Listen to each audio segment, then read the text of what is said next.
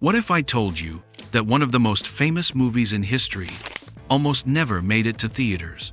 And when it did, it nearly destroyed people's careers, leaked its biggest secret, and even left the cast convinced they were being haunted off camera? We all know The Sixth Sense for one of the greatest plot twists of all time. But what you don't know is the bizarre, chilling, and downright shocking truth behind the movie's creation. From Bruce Willis being forced into the film as punishment, to secret visual codes hidden in plain sight, to deleted scenes so disturbing they had to be locked away forever.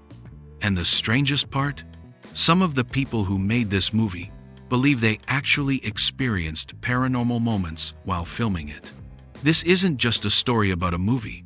This is a story about obsession, accidents, and eerie coincidences that made The Sixth Sense one of the most unforgettable films of all time. And once you hear the full story, you may never watch it the same way again. The audition that changed everything. Before cameras ever started rolling, The Sixth Sense almost had a very different face in the spotlight. Haley Joel Osment was only 10 years old when he auditioned, but he walked into that room like he already owned it. Wearing a tie, asking for 30 seconds of silence, and then turning around with tear-stained cheeks as if he had already lived the scene 100 times. By the time he delivered his lines, the entire room froze. Even M. Night Shyamalan admitted he was holding back tears. And just like that, the entire search for the role of Cole ended. Nobody else even came close. But here's the wild twist. Another kid auditioned too, one who would later become famous in his own right. Michael Cera, best known for Arrested Development, read for the role. The problem? He didn't get the assignment at all. While the role was written with pain and dread, Cera played it upbeat, smiling as if he were in a completely different movie. He later admitted he didn't even know the story was about seeing the dead. One kid's heartbreak became movie history. Another's mistake almost rewrote cinema. But the drama wasn't just in the casting. Because behind the scenes, one of Hollywood's biggest stars had a contract so messy, it nearly destroyed his career. Bruce Willis and Disney's $17.5 million disaster. Long before Bruce Willis became Dr. Malcolm Crowe, he signed on to produce and star in a Disney movie called The Broadway Brawler. It was supposed to be a romantic comedy. Instead, it turned into chaos. Bruce clashed with the crew, fired most of them, and left Disney staring at a $17.5 million loss. Disney wasn't about to let him walk away free, so they forced him into a 3-film deal to cover the debt. One of those films? The Sixth Sense. Think about that. The very performance that defined Bruce Willis's dramatic career was basically a punishment for tanking another movie. And as strange as that sounds, it gets even crazier. Because even he wasn't allowed to know how the story ended, keeping Bruce in the dark. On set, secrecy was everything. To protect the legendary twist, Bruce Willis wasn't even given the final 10 pages of the script. Instead, the ending was locked in a digital vault only a handful of people could access. Crew members were forbidden from talking about wedding rings, hospital monitors, anything that might give the game away. Willis even recorded fake lines just to keep sound engineers in the dark. So when he sat down at the first screening, the look of shock on his face was 100% real. He had no idea. But while Willis was left guessing, audiences were staring at clues hidden in plain sight, a secret visual code most people never even noticed. Hidden symbols and cinematic codes. M. Night Shyamalan and cinematographer Tak Fujimoto designed an entire language of symbols inside the film. The most important? The color red. Every time you see a splash of crimson, a doorknob, a church statue, a balloon, it signals a connection to the spirit world. It was subtle enough that most people didn't consciously notice it, but powerful enough to trigger unease in the subconscious. Then there was Bruce Willis's wardrobe. Did you notice he wears variations of the same outfit throughout the movie? A blue shirt, maroon sweater, brown coat.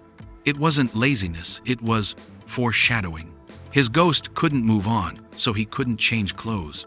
And Willis even trained himself to write right-handed, just so the missing wedding ring on his left hand wouldn't give away the secret. But while Shyamalan obsessed over these details, one studio executive thought the film's most iconic moment was too cheesy to keep. And if he had won that fight, movie history would look very different. The line that almost vanished. "I see dead people." It's the line everyone remembers, the one whispered in parodies, Halloween costumes, and pop culture for decades. But here's the shocking truth. That line almost got cut. Before the film was released, studio execs ran test surveys. The feedback? The line was cheesy and should be removed. But Shyamalan fought for it, arguing that its quiet, almost emotionless delivery was what made it so terrifying. To prove his point, he even played real audio of children describing nightmares in flat, haunting voices. The line stayed, and the rest is history. But while the dialogue survived, one small mistake outside the movie nearly spoiled the entire twist for anyone who hadn't seen it yet. The twist nearly leaked. Back in 1999, people still bought soundtracks on CD, and when fans flipped to the back of the Sixth Sense soundtrack, they almost saw the movie's biggest spoiler written in plain English. The final track on the score was titled, "Malcolm is Dead." Imagine walking into the theater with that in your head. The very twist that made the film legendary nearly got ruined by a careless track listing. Thankfully, the CD wasn't released until weeks after the premiere, sparing audiences from the disaster. But while the soundtrack nearly gave it away, the actors themselves were going to extremes to protect the illusion. Extreme transformations and dark cameos. Donnie Wahlberg only appeared on screen for about 10 minutes. But to play Vincent, the disturbed patient who sets the whole story in motion, he starved himself, losing 43 pounds in just 5 weeks. He slept in parks, lived without money, and pushed himself into near madness just for one unforgettable scene. And it wasn't just Wahlberg. Shyamalan himself originally planned a much darker cameo, playing a suicidal pharmacy clerk. The scene was filmed, but it was so disturbing that he cut it entirely, worried it would overshadow the story. But not everything behind the scenes was serious. In fact, Bruce Willis went out of his way to make filming feel like a party. Chaos, humor, and hauntings. While the movie itself was bleak, Bruce Willis kept spirits high off camera. He threw parties for the crew, DJ'd late-night gatherings, and even gave Shyamalan his first hangover, jokingly serving alcohol as candy. But not every memory from the set was fun. Many cast members believed the filming locations were haunted. Haley Joel Osment described empty marble halls that felt straight out of The Shining. Misha Barton said she often felt watched during her ghostly scenes. And Toni Collette, who played Cole's mother, reported waking up at exactly 1:11, 3:33, or 4:44 a.m. night after night, shaken by the eerie pattern. As if the movie itself wasn't scary enough, some of the deleted scenes took things to an even darker place. Deleted horror and scares that were too much. One scrapped sequence showed Cole walking through a hospital wing filled with mutilated, disfigured ghosts reaching out to him. It was too gruesome, and Shyamalan cut it, believing subtle fear was more powerful than gore. Then there was Misha Barton's ADR session. She brought her younger sister into the booth while recording her vomiting ghost lines.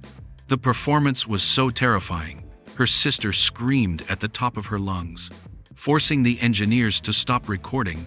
But for all the fear on screen, the biggest shock happened in a boardroom, where the script itself nearly ended a career. The script that fired a Disney executive. When Shyamalan finished writing The Sixth Sense, he demanded $1 million up front and insisted he direct. It was a bold move for someone barely known in Hollywood. Disney executive David Vogel read the script and was blown away. Without asking permission, he paid $2.25 million to secure it. Disney's higher-ups were furious. Vogel was stripped of power and eventually fired. Ironically, Disney sold off the production rights, keeping only a small percentage of profits. The movie went on to make $672 million worldwide. Vogel lost his job over what became one of the most profitable films ever made.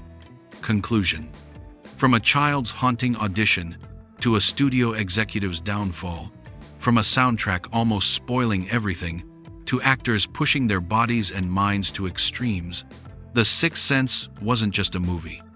It was chaos, obsession, and maybe even a little curse hidden behind the camera. More than 2 decades later, it's still one of the most rewatched, reanalyzed, and unforgettable films in history. And maybe that's because the story of how it was made is just as eerie as the story it told.